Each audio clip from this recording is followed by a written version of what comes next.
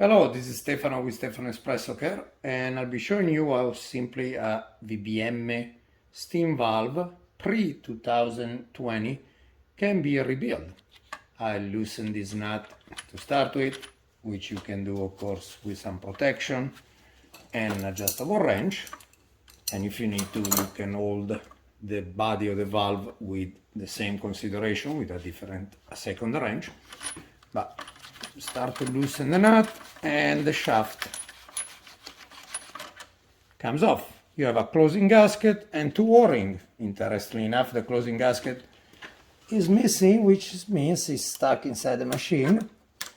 And there it is. There are two types of closing gasket.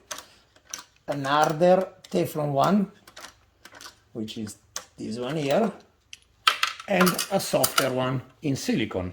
The silicone are actually preferred, and that's what the machine here in the US they came with. Once the shaft is in my hand, I remove the knob and I'm exposing the two O-rings, which you just have to pull them out. Most of the time, of course, you can break them off since you are about to replace them, and that's the whole point of doing this work. And once these are removed, you can reinsert them, stretching them slightly over and put them in these two grooves. The closing gasket, once it gets reinstalled, has slightly a conical smaller side. The smaller side will go inside the shaft. Once that part is done, you can apply a little grease on both the O-rings and the threads. Then you can actually move to the wand. Again, this is pre-loosened just to make the video a little easier. And the wand, the only consideration is that you have a spring that will fight you in the way back when you're trying to reinstall it. And you will just need to put some upward pressure once you are ready to reinstall it.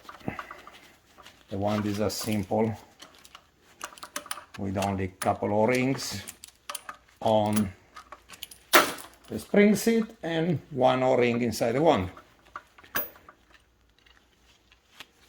These are the two O-rings that needs to be replaced, just in the same way we did the shaft.